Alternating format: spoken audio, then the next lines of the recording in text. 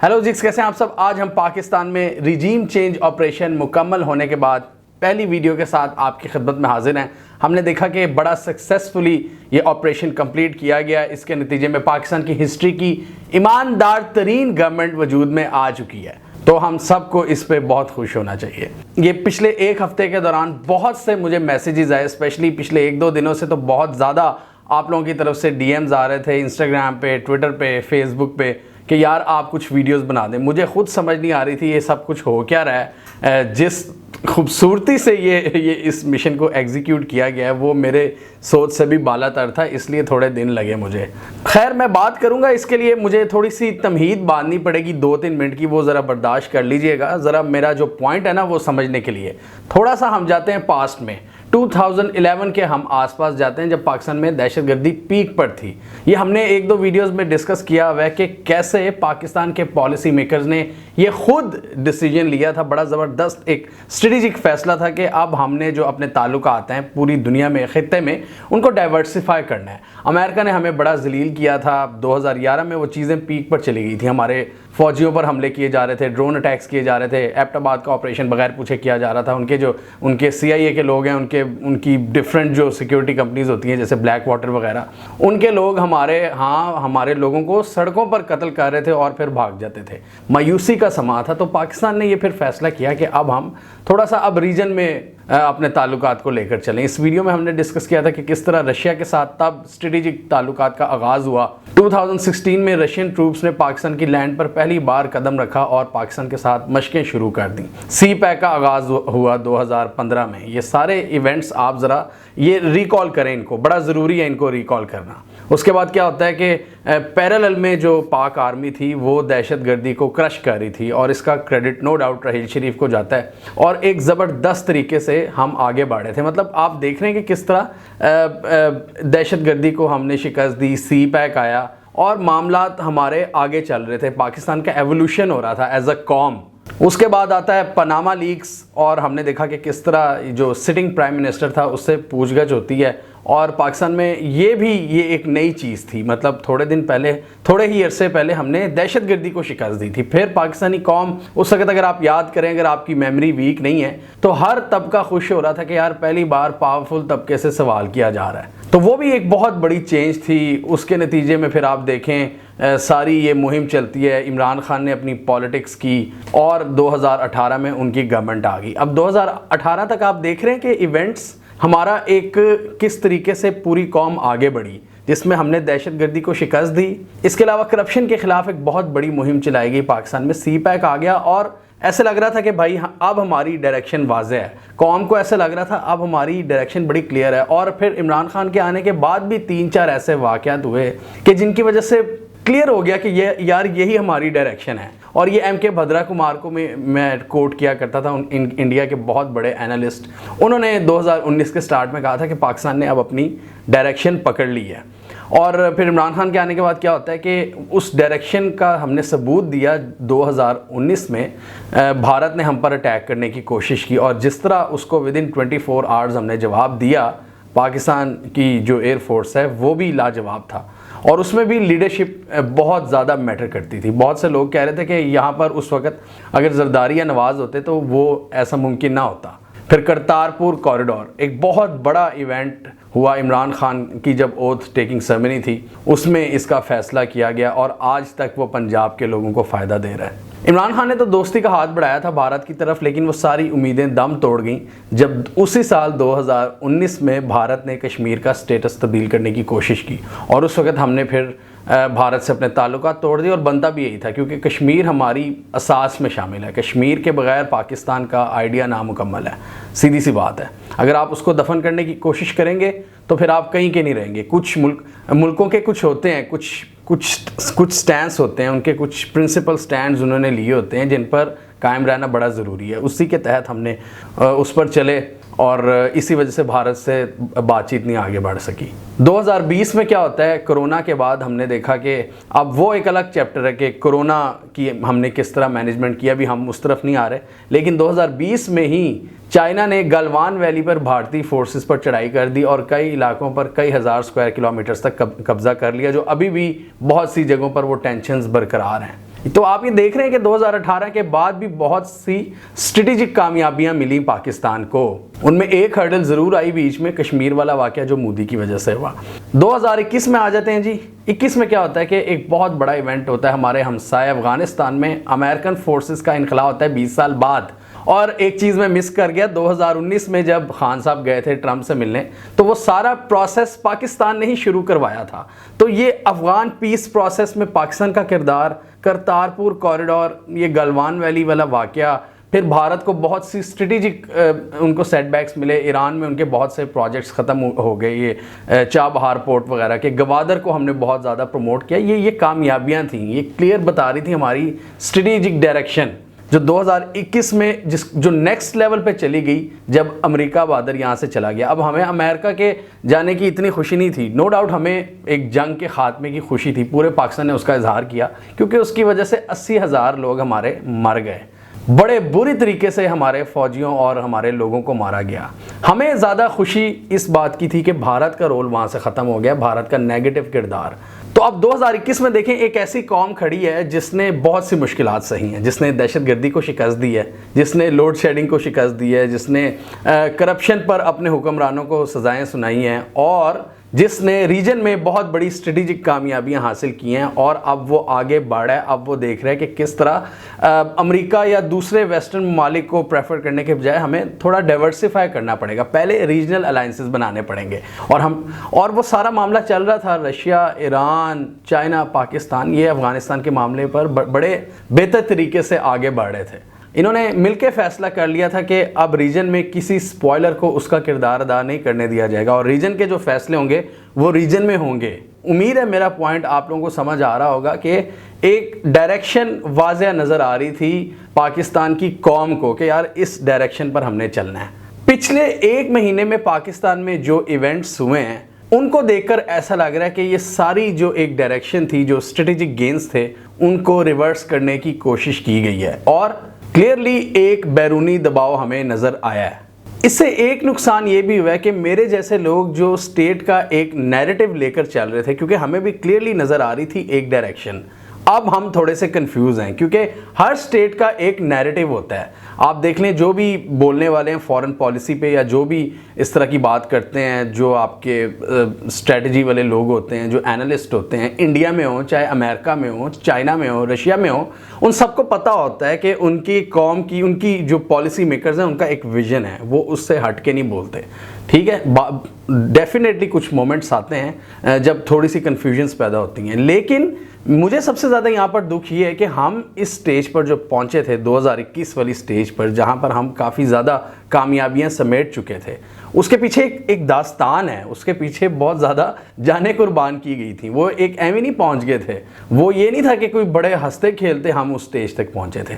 मुझे दुख ये हो रहा है कि उस स्टेज पर पहुँच कर उसको अब ऐसा लग रहा है रिवर्स करने की कोशिश की जा रही है, और वो जो स्टेट नैरेटिव की मैं बात कर रहा हूँ वो अब मिसिंग नज़र आ रहा है। मतलब मुझे अब कोई ये बता सकता है कि क्या हम वापस अमेरिका के कैंप में जा रहे हैं कि नहीं, क्योंकि MK भद्रा कुमार, जिनको मैं बड़ी रिस्पेक्ट करता हूं, भारत के एक बहुत ही न्यूट्रल, बहुत ही ज़बरदस्त ऑब्जर्वर हैं, जो अपनी सरकार पर भी बड़ी तनकीद करते हैं, और वो पाकिस्तान के फ़ैसलों की तारीफ़ करते आ रहे थे पिछले कई सालों में। उन्होंने अब ये कह दिया कि जी Pakistan is drifting towards United States orbit.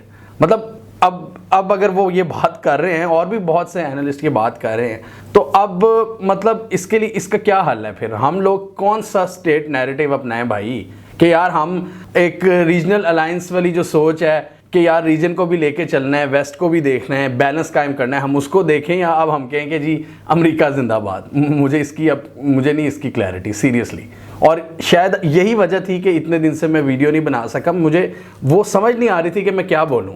और अब चूंकि आप लोगों का इतना इसरार था, तो मैंने वो कन्फ्यूजन अब आप लोगों के सामने रख दिया है। पाकिस्तान इस वक्त एक बहुत बड़ी कन्फ्यूजन का शिकार है, और मेरे जैसे लोगों को नहीं पता कि हमारी क्या स्ट्रेटेजिक डायरेक्शन है। अब इसके अलावा ज़रा आ जाते हैं करंट हालात में। डेफिनेटली हम सबको, बहुत से लोगों को दुख हो रहा है कि जिस तरह एक भोंडे तरीके से ये सारा ऑपरेशन किया गया, और इस वक्त जो प्राइम मिनिस्टर की पोस्ट पर जिसको बिठाया गया है, उस बंदे पर 16 अरब रुपए या इससे भी ज़्यादा के मनी लॉन्ड्रिंग के चार्जेस हैं, और वो बंदा अभी बेल पर है। मतलब हर जगह पर ना एक करेक्टर सर्टिफिकेट होता है। अगर आपका पास्ट में आपने चंद हज़ार की भी हेर फेर की हो ना, तो आपको जॉब्स नहीं कोई देता। आप काउंसलर का इलेक्शन नहीं लड़ सकते अगर आप पे चंद हज़ार रुपये की करप्शन के केस हों। पहले यहाँ पर आप देख लें, मतलब हम क्या यहाँ पर क्या प्रेसिडेंट सेट कर रहे हैं, क्या दुनिया को दिखाने की कोशिश कर रहे हैं कि एक ऐसा बंदा जिस पर करप्शन के चार्जेस हैं, क्या हम उसको वज़ीर आज़म बना रहे हैं। ये चीज़ दुख नहीं देगी मुझे तो क्या यहाँ पे मैं क्या शादियाने बजाऊं। मतलब या तो अगर आप लोग चाहते हैं कि बिल्कुल क्रिटिसिज्म ना हो तो यार फिर ठीक है, नॉर्थ कोरिया की तरह मुल्क को कर दें। लेकिन हम लोग तो अमेरिका के कैंप की तरफ जा रहे हैं और वहाँ पर तो बड़ी डेमोक्रेसी और बड़ी फ्री स्पीच की बात होती है, तो फिर फ्री स्पीच भी करने दें। या तो ऐलान कर देना कि यार हम नॉर्थ कोरिया का हिस्सा हैं, हम नॉर्थ कोरिया हमने बनना है, तब हम ठीक है चुप करके बैठ जाएंगे। जो स्टेट की तरफ से आएगा हम वो बोल देंगे। इसके लिए तो कलेक्टिवली आपको पूरे जो कौम है ना उसका कलेक्टिव विजडम आपको कत्ल करना पड़ेगा, और वो इतना आसान काम नहीं है। लोग डेफिनेटली इस पे सवाल पूछेंगे कि एक सिटिंग प्राइम मिनिस्टर, पूरी स्टेट मशीनरी को यूज़ किया गया कि मेक श्योर किया जाए कि उसको सिस्टम से बाहर किया जाए।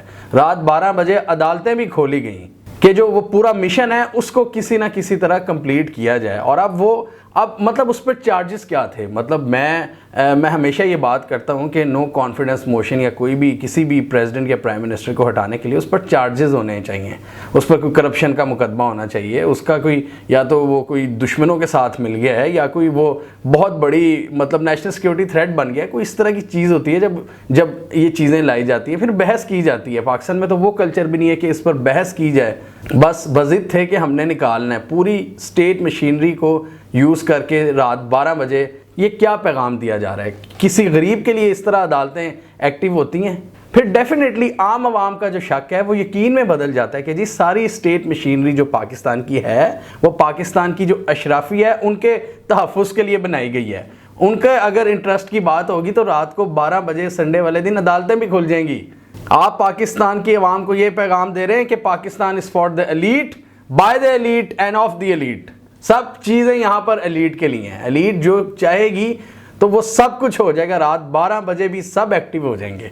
और यहाँ इसीलिए फिर हमें रिएक्शन देखने को मिल रहा है। ये जो इतनी बड़ी तादाद में लोग निकल रहे हैं, मतलब यहाँ पर ये मैं नहीं कह रहा, ये अवाम का फैसला है। आप देख लें इमरान खान की प्रेजेंस के बगैर साइमल्टेनियसली एक वक्त में पाकिस्तान के डिफरेंट शहरों में जिस तरह के बड़े जलसे और जिस तरह की बड़ी पब्लिक गैदरिंग्स हुई, वो इस चीज़ का सबूत है कि अवाम इस सारी चीज़ से बहुत ज़्यादा डिस्टर्ब है और अवाम बिट्रे फील कर रही है अपने। मतलब उनको ऐसा लग रहा है कि बहुत बड़ा धोखा किया गया है रात के अंधेरे में। जबकि मैं ये बात करता होता था कि अब वो दौर नहीं रहा कि जब रात के अंधेरे में डील्स हो जाया करती थी, अपने मकासद को पूरा कर लिया जाता था। ये सोशल मीडिया का ज़माना है।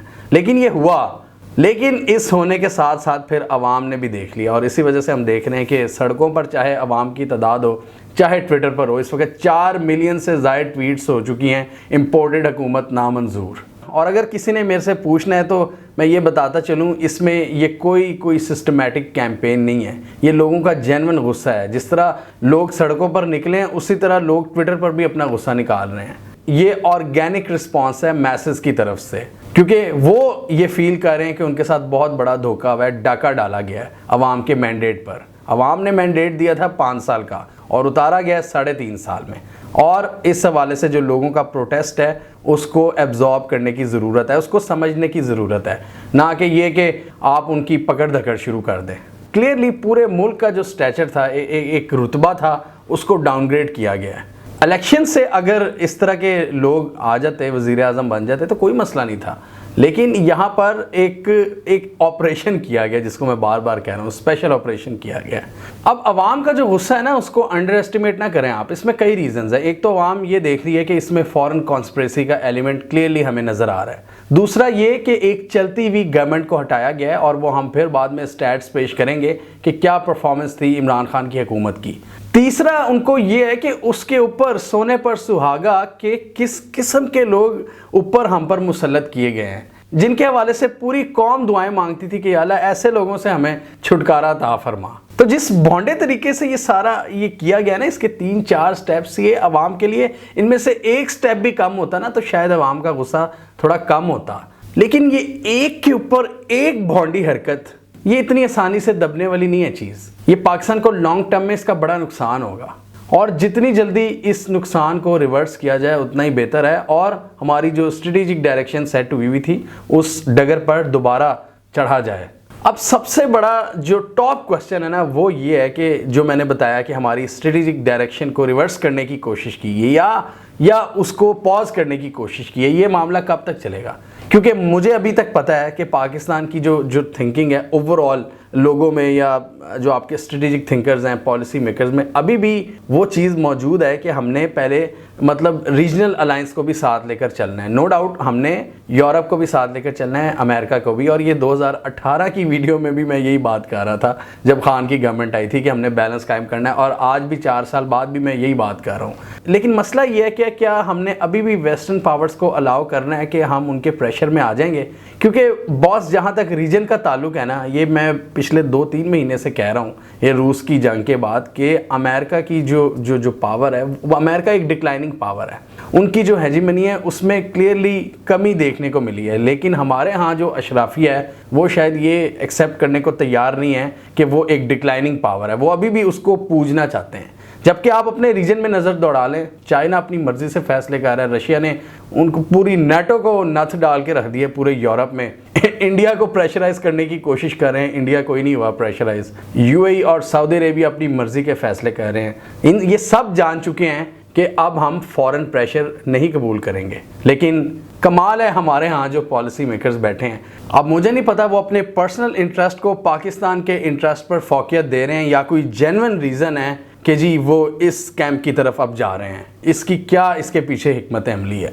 अभी इंशाल्लाह हम फॉरेन पॉलिसी के हवाले से बहुत सी वीडियोस बनाएंगे, डिस्कस करेंगे कि किस तरह रशिया का जो ये विजिट था ये बहुत बड़ा इमरान खान के लिए टर्निंग पॉइंट साबित हुआ था और इमरान खान को तब ही से सज़ा देने का फैसला कर लिया गया था। डेफिनेटली वेस्ट डिस्टर्ब तो था सी पैक से भी कि हमारे चाइना से बढ़ते हुए रिलेशन, फिर अफ़गानिस्तान में जिस तरह हमारे जो इंटरेस्ट हैं वो कंप्लीट हुए थे, वो वहाँ पर हमें एक कामयाबी मिली थी कि हमने बेसिकली रीजनल कनेक्टिविटी को कंप्लीट करना था अफ़गानिस्तान के थ्रू। दूसरी ये कामयाबी थी, और तीसरा जब उन्होंने देखा ना कि हमने रूस से हाथ मिला लिया है, वो अनएक्सेप्टेबल था। और इसलिए वो जो हम मरासले की बात कर रहे हैं उसमें यही लिखा हुआ था कि अगर नो कॉन्फिडेंस मोशन सक्सेसफुल होती है तब देखा जाएगा कि पाकिस्तान को किस तरह रिवॉर्ड किया जाता है। इस सारी सूरत हाल में मेरी एक उम्मीद ये है कि हम वापस अपनी डिफ़ॉल्ट पोजीशन में जल्द आ जाएंगे। और डिफ़ॉल्ट पोजीशन क्या है? रीजन को प्रेफर करना सबसे पहले, उसके बाद बाकी दुनिया से अपने ताल्लुकात कायम रखना, एक बैलेंस कायम रखना अच्छे तरीके से। ये जो अभी जो कुछ हुआ है इसमें तो क्लियरली पता लग रहा है कि जी हम पिट्ठू हैं, और इसमें किसी को कोई शक नहीं होना चाहिए कि पाकिस्तान का जो फ्यूचर है, हमारी प्रॉस्पेरिटी, हमारी इकोनॉमिक सिक्योरिटी, हमारी ओवरऑल नेशनल सिक्योरिटी हमारे रीजन के साथ मुंसलिक है। अब देखते हैं कि हम अपनी डिफ़ॉल्ट पोजीशन पर कब आते हैं। इस हवाले से आपके क्या तासुरात हैं? आप इस सारे मामले को कैसे देख रहे हैं? क्या आपके ख्याल में ये जो पूरी ये एक भोंडे तरीके से ये सारा जो खेल खेला गया है, क्या पाकिस्तान 8-9 माह तक अपनी डिफ़ॉल्ट पोजीशन पर आएगा, या ये सारी जो कार्रवाई की गई है ये बड़ी पक्की की गई है? कमेंट कीजिए। इसके अलावा हमारा यूट्यूब चैनल सब्सक्राइब कर लो, साथ ही वो बेल आइकॉन भी दबा लें ताकि वो स्टोरीज़ दुनिया भर से पाकिस्तान से जिनकी मेन स्ट्रीम मीडिया पर प्रॉपर कवरेज नहीं होती, हमारे प्लेटफॉर्म के थ्रू आप तक टाइम पर पहुंच जाएं।